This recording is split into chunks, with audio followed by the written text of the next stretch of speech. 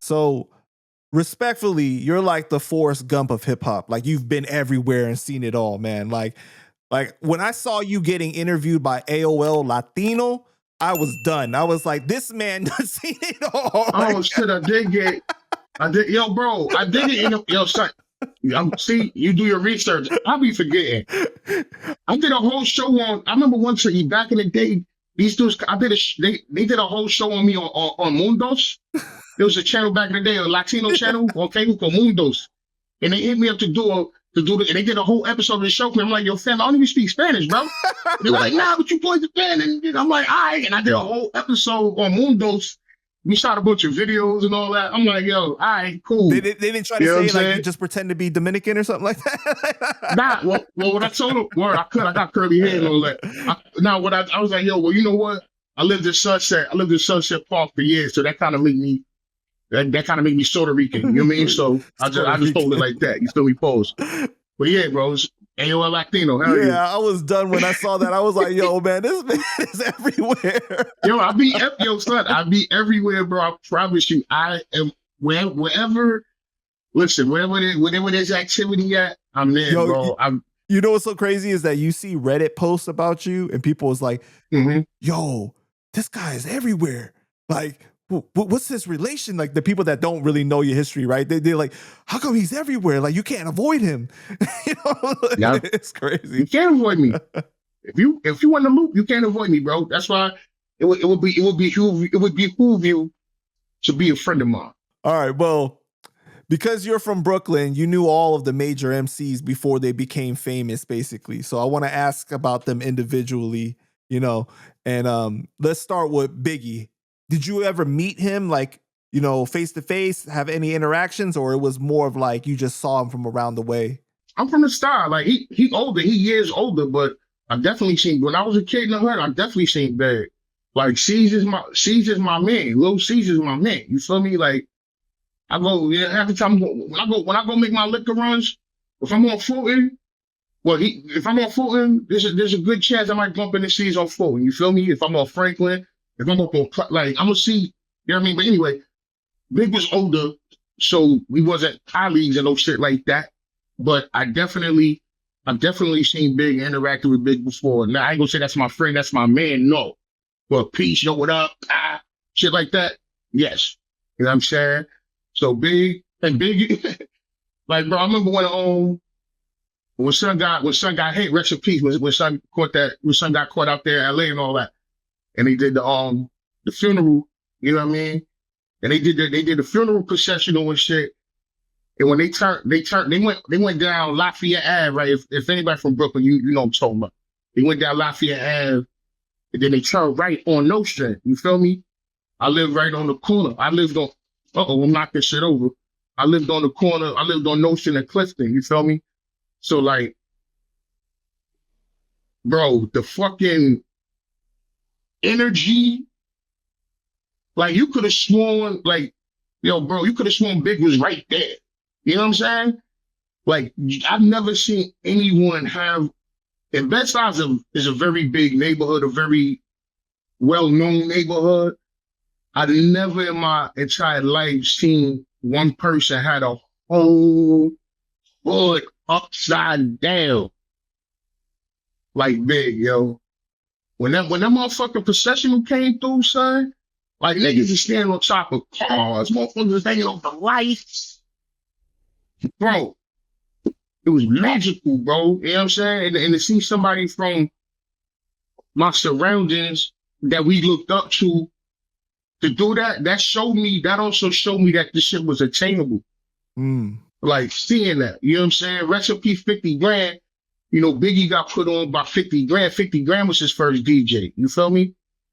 And you know what I mean? 50 grand lived on my block till about 3 years ago. Rest in peace, because he died like maybe 2-3 years ago. I see 50 grand every day. You know what I'm saying? 50 grand is the one that took Biggie to Mr. C. You know what I'm saying? Rest in peace to him too. Some, you know what I mean? Another Bed-Stuy legend, you know what I mean? LG projects and all that. So yeah, I've definitely seen Big. Rest in peace to him. That wasn't my man like that, but I definitely seen Big and interact with him on some cool peace type shit. How was the energy when they started playing the music from the boombox during the procession? Well, I mean, it was just Biggie playing all over. So I couldn't even pinpoint the one. It was just everybody playing Hypnotize, and you know what I'm saying? Like I'm trying to remember what they was playing in the car though. I don't remember which. It was probably Hypnotize because he was probably Hypnotized. But yeah, but Biggie got the hood on tilt, man. Biggie got the hood on tilt. And y'all knew gentrified Brooklyn niggas. Check this out, man. I know Brooklyn's been gentrified for years. You know what I mean? We still are what we are, but that identity it's kind of weird now. Listen, man. Biggie got more songs than Juicy, my nigga. Stop playing Juicy. Like, it was like, yo, like, it's so you go to places, and like, yeah, we're Brooklyn. And they just to show that Brooklyn want to play Juicy, like, yo, son, Biggie has a million other songs, bro. Stop playing Juicy. Play something else. Play Unbelievable. Play anything but Juicy. And I love Juicy, but dog, that is not the only Biggie song that exists. Right. Come on. Well, do you have any untold stories about Biggie? Things that you remember? Nah, because like I said, we wasn't in the same social circle like that. And he was older, so not really. You know what I mean? But I've seen him perform. You know what I mean? Been in the hood. You see him rap on the corner though? Like you used to see him like spitting and everything? You know what's funny? That video with him battling son outside on the Ave, that's around the corner from that's Bedford Ave. I live right around the corner. You know what I mean? Yeah, like right around the corner. You feel me? So yeah, block party type shit. I never seen him. I seen him in the club. I seen Biggie. When I see Biggie perform at, I seen Biggie at the Palladium. I snuck in there because I was doing my street team shit. I seen Biggie at the Palladium. I seen Biggie perform maybe 2 or 3 times. You know, and I seen him. I think I seen him and Jay at the Palladium. I think, if my memory serves me correct. But I seen Biggie about 2 or 3 times performing. You know what I'm saying? And matter of fact, I know one time was it Harlem when they did this shit at Harlem at the State Building when all that shit broke out. I was there at the State Building when they had performed with Junior Mafia. I was at so I seen him a few times. You know what I mean? But like we weren't personal friends and no shit like that at all. Nah. Peace to him, no stuff. Do you remember the energy in Brooklyn at the time during the East Coast West Coast beef? That was a little weird because you know we still young, but this is when we're first interacting with the world outside of just our neighborhood. So the East Coast West Coast thing was a little ill, but we had a lot of internal shit that we was dealing with, so it wasn't in the forefront to me personally like that, because, you know, there's people I know in Brooklyn that wasn't dealing with each other in Brooklyn and shit was getting real. So like that kind of superseded like, oh, you know, beef with niggas from 3,000 miles away. Like chances are y'all ain't coming out here doing whatever, and chances are we ain't going out there doing nothing. So I mean, that shit really didn't. I think honestly, hindsight, as things progress, you know, history tells things a little differently, man. Like, I don't think the average person in Brooklyn was out here like, fuck California. Like, bro, leave your child their fucking life, bro. It wasn't that serious, man. Like, it wasn't that serious. I mean, that was media shit. I mean, it was definitely drama because look at what happened. Some people lost their lives, but it wasn't a coastal war. Right. If you ask me, even though I wasn't technically in the game at the time, it wasn't no, but from experience and from being around and breathing at the time, it wasn't no coastal war. If you want to think about it like this, yo. Think about it like this. How's it a coastal war, right? It was camp versus camp. But to go any further, like the East Coast West Coast shit was weird, but I didn't really trip off it because at the time, and this is all documented, so whatever. And I'm not putting no extras to try to bring up no old shit that niggas don't want to bring up, but there was a time where my big homies Bootcat and Junior and Biggie and them, they didn't see eye to eye. You know what I'm saying? Due to whatever. You can ask him about that. I'm not here to bring up that, but they didn't see eye to eye. And I was running, with boot camp. I was their little mans, you know what I'm saying?